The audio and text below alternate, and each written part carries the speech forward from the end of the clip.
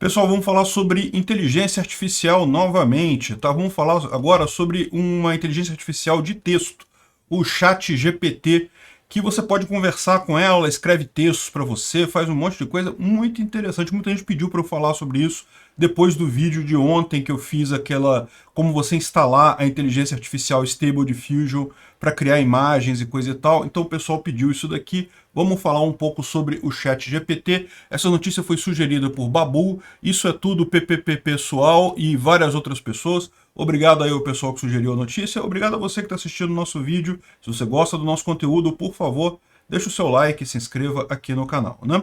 Pois bem, ontem a gente falou sobre uma inteligência artificial chamada Stable Diffusion, e a gente fez aqui como baixar ela, instalar na sua máquina e coisa e tal, e funciona muito bem, dá para fazer uns programinhas aqui, umas imagens bacanas, mas essa é o tipo de inteligência artificial que trabalha com imagens, tá? Então ela gera imagens, você faz um prompt aqui descrevendo a imagem que você quer e ela gera uma imagem para você, e as imagens ficam muito bacanas, e ela pode fazer também aquele negócio de alterar a sua foto de acordo com um prompt que você coloca aqui também, e gerar diversas imagens, né? Então, essa é uma inteligência artificial, mas não é única, né? A inteligência artificial está sendo usada hoje em dia para um monte de aplicações, né? E tem um modelo particular chamado GPT-3, que é um modelo que já existe há algum tempo, tá? Já tem mais de ano que ele foi criado, o GPT-3. E só que até aqui ele estava sendo usado só internamente. Então você até tinha algumas formas de você conseguir interagir com ele, coisa e tal, mas era uma coisa muito limitada. O que a OpenAI fez foi justamente agora abrir publicamente para quem quiser usar esse chatbot. Você pode criar uma conta no site deles e usar e fazer uma pergunta e pedir para ele fazer alguma coisa, para ele escrever alguma coisa. É realmente impressionante a qualidade do chatbot, né? Na inteligência artificial. E uma questão que fica nessa história toda, né, e que é uma questão que muita gente traz, é justamente essa. Será que a inteligência artificial um dia vai substituir a inteligência humana, né? E falando sobre esse diálogo que teve, famoso diálogo com o computador HAL 9000, o pessoal da minha idade já lembra desse filme, né, o 2001, Uma Odisseia no Espaço, né? Então naquela época você tinha, o filme foi da década de 70, você tinha mainframes, não tinha nem computador pessoal ainda muito comum, né? Tinha só o conceito da coisa. Mas enfim, naquela época eles já visualizavam um computador com capacidade de inteligência artificial. E o HAL 9000 é a chamada inteligência artificial hard, né? Ele realmente ele se comporta como um ser humano, né? Mas muita gente acha que isso é impossível na prática, né? Imitar um ser humano no final das contas, você pode até fingir que você é um ser humano e coisa e tal, mas na prática ter um computador com um comportamento igual a um ser humano é impossível. E eu comungo essa opinião, eu vou explicar para vocês porque é o que eles falam aqui da diferença da chamada inteligência artificial fraca, que quer dizer que a inteligência artificial ela é útil, você pode usar para fazer um monte de coisa, mas ela nunca vai chegar no nível de um humano, ela nunca vai conseguir ser exatamente como um humano, né? E você tem a visão de que você tem a inteligência artificial forte, que um dia a gente vai ter uma inteligência artificial que vai ser totalmente indistinguível de um ser humano, né? E, enfim, a verdade é que existem argumentos para os dois lados, mas antes de a gente entrar nessa discussão, que é uma discussão importante, até para você saber, por exemplo, né, uma inteligência que a gente vai falar aqui é justamente sobre o DeepMind, que é um programador com inteligência artificial. Ele resolve problemas de programação sozinho. Então será que, caramba, eu vou trabalhar como programador? Pode ser que a minha carreira daqui para frente, daqui a pouco não exista mais, que tudo seja feito por computador? Será? Bom, vamos primeiro ver como é que a gente faz para entrar lá no GPT, né? Então você vai aqui no openai.com, blog/chatgpt, eu acho que na raiz já deve ter um link. Se você for em openai.com, aqui, ó, tem o try aqui. Aqui você já entra no chat openai.com, né? Só que você tem que fazer uma autenticação. Eu vou criar uma conta para mim aqui. Confirmei meu e-mail, loguei, aí ele pede aqui, ele manda uma confirmação para o seu e-mail, tem que clicar no link. Eu estou pulando isso porque não tem por que fazer isso. E tem verificação por telefone também, hein? Código que mandou para o meu telefone é 62. Ele fala alguns avisos aqui que o chatbot, o chat GPT é fornecido para treinar a própria interface, né? Esse é o objetivo. Ele explica para você, avisa que todas as conversas podem ser revisadas pela equipe deles, então não compartilhe nenhuma informação sensível na conversa, tá? Lembra que tudo que você estiver escrevendo aqui vai ser revisado pela equipe deles lá, né? Ou pode ser revisado, né? E o sistema está otimizado para diálogo e avise se você tiver alguma resposta tenha sido muito boa ou ruim, né?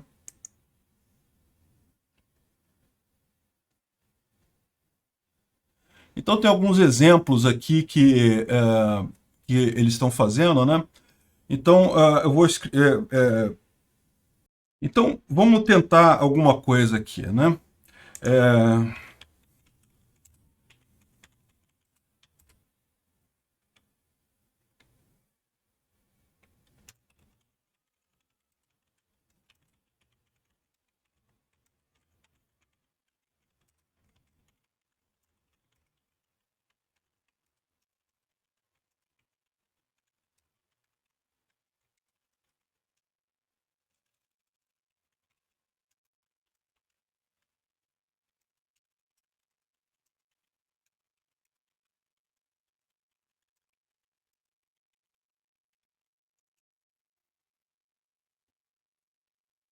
Aqui, eu pedi para ele escrever para ele narrar um jogo do Brasil entre o Brasil e a Croácia, um jogo de futebol entre o Brasil e a Croácia, com o Brasil ganhando no final com um gol do Neymar, né? Sabe como é que é? Não custa sonhar, né? Vamos experimentar aqui pelo menos na inteligência artificial aqui, né?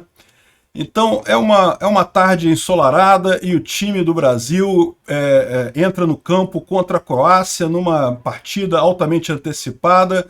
O esquadrão brasileiro é liderado pelo superstar, o atacante superstar Neymar, que parece que vai continuar sua vitória impressionante, né, sua carreira impressionante. O jogo, à medida que o jogo caminha, imediatamente o Brasil ganha controle da bola, movendo de forma simples, de uma forma fácil, em todo o campo, em uma série de passes precisos. A Croácia tem dificuldade em conter o ataque brasileiro e não demora muito até que o Neymar se encontra numa posição de marcar um gol com muita velocidade, coisa e tal. Olha só, ele dribla a bola depois do goleiro, né? Ele tira o goleiro da Croácia da jogada e joga o Brasil com a vitória nesse gol, né?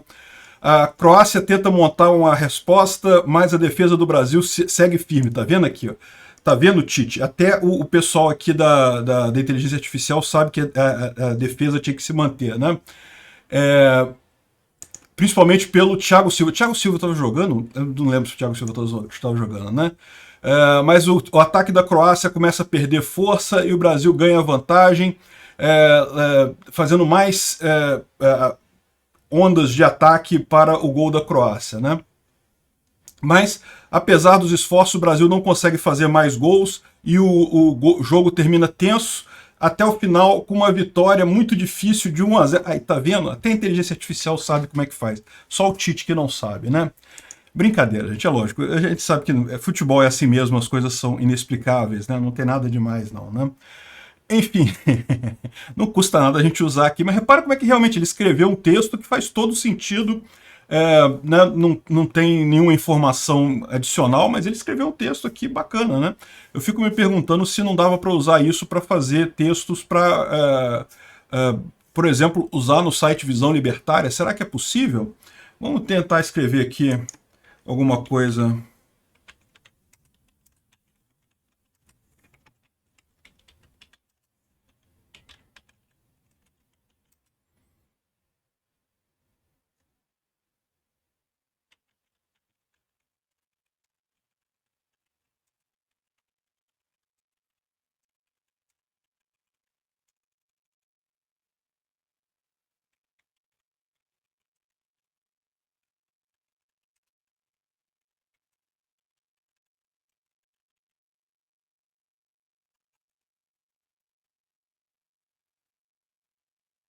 Eu pedi para ele escrever um pequeno ensaio sobre os benefícios da liberdade econômica e como regulação excessiva do governo dificulta o crescimento econômico, né?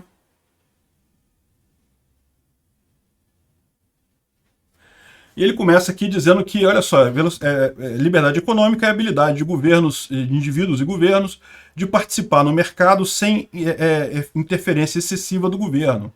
Permite pessoas produzirem, consumirem e trocarem, né, e comerciarem produtos e serviços como eles acharem melhor. E isso é essencial para uma economia saudável e crescente, né? Um dos principais benefícios da liberdade econômica é que ele permite uma eficiente alocação de recursos. Perfeito. Quando as pessoas são livres para fazer suas próprias decisões econômicas, elas são capazes de responder aos sinais do mercado e alocar recursos de maneira eficiente, na maneira mais eficiente possível. Isso leva a uma produtividade crescente e a economia também crescente, né? Adicionalmente, caramba, excelente o texto do cara. Né? Por enquanto é em inglês, tá? Eu não sei se ele funciona em português.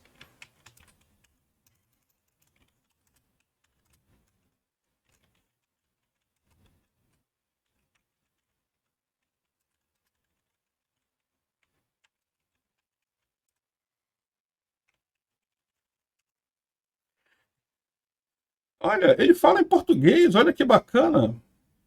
Eu pedi para ele escrever, escreva um parágrafo em português sobre futebol. E ele falou aqui que futebol é um esporte muito popular em todo o mundo, especialmente na América do Sul e na Europa. É um jogo emocionante que envolve habilidade, estratégia e paixão. Muitas pessoas adoram assistir futebol. Beleza, escreveu muito bem. Será que se eu perguntar, pedir para ele escrever em português também, ele consegue?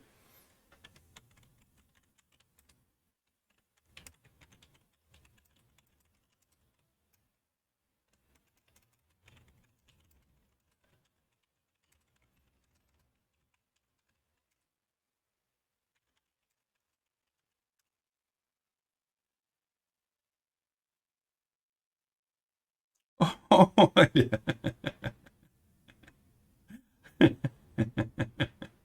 Você pode perguntar, eu não sabia, eu achei que era em inglês, como o site está em inglês, eu achei que tinha que ser tudo em inglês, né? Mas não, você pode perguntar em português também.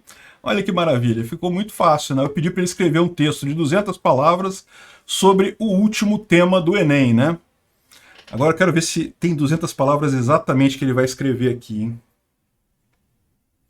Ele falou que o tema do último Enem foi a importância da tecnologia para o desenvolvimento humano e social, e a tecnologia tem se tornado cada vez mais presente nas nossas vidas, né? Ele próprio sendo um exemplo disso. Facilitado o acesso à informação, ok.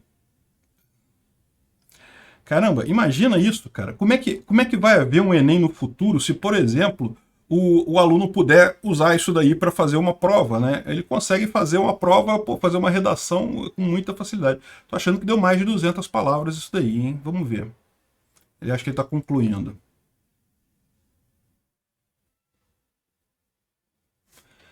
É impressionante mesmo. Olha só, vou fazer uma coisa aqui só para ver se realmente foram 200 palavras.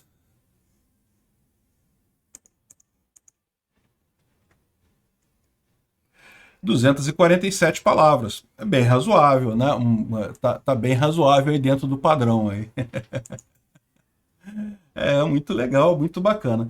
Então, esse daqui está aberto, tá, gente? Ele não está limitado, então você pode usar ele de várias formas, é só entrar lá. Esse aqui não tem necessidade de você instalar na sua máquina, porque ele é gratuito, você faz. Aliás, aquele outro lá também, de imagem, também tem algumas interfaces gratuitas que você pode procurar para usar também, tá? E, bom, a ideia é essa, né? À medida que a inteligência artificial for sendo usada em cada vez mais coisas, ela certamente vai se tornar alguma coisa onipresente na nossa vida. A gente vai continuar usando a inteligência artificial com muita facilidade. Agora, a grande questão é essa, né? Em que momento isso vai deixar de ser? Será que algum dia ela vai substituir o ser humano?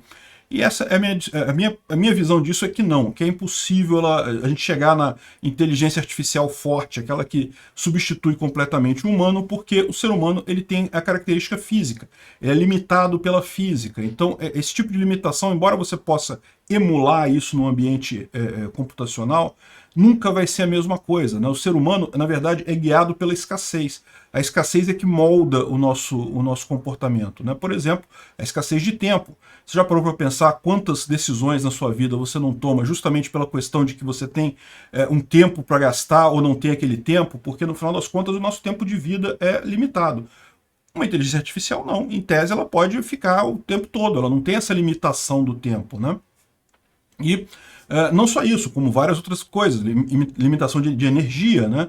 Você já reparou como seu cérebro pensa diferente quando você está com fome, quando você acabou de comer? Você tem uma diferença no funcionamento dele, justamente uma coisa que é muito difícil imitar nisso daí. O resultado final é que, por mais que você possa fazer inteligências artificiais muito interessantes, elas nunca serão exatamente igual a pessoas, né?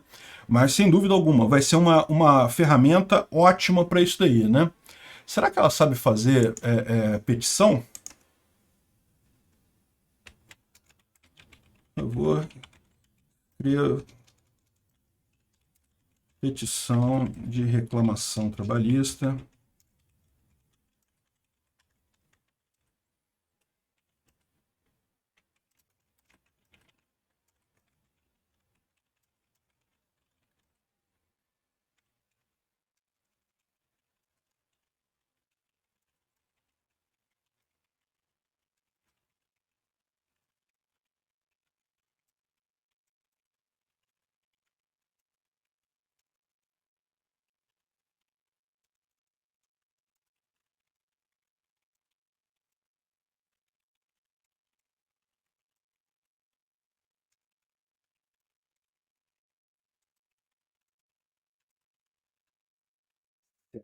Topa isso? Vamos ver, hein?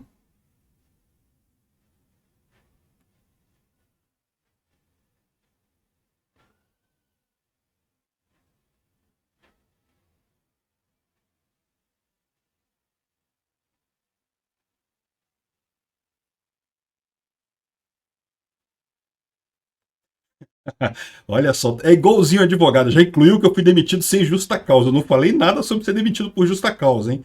Mas já botou ali, e diante dessas violações.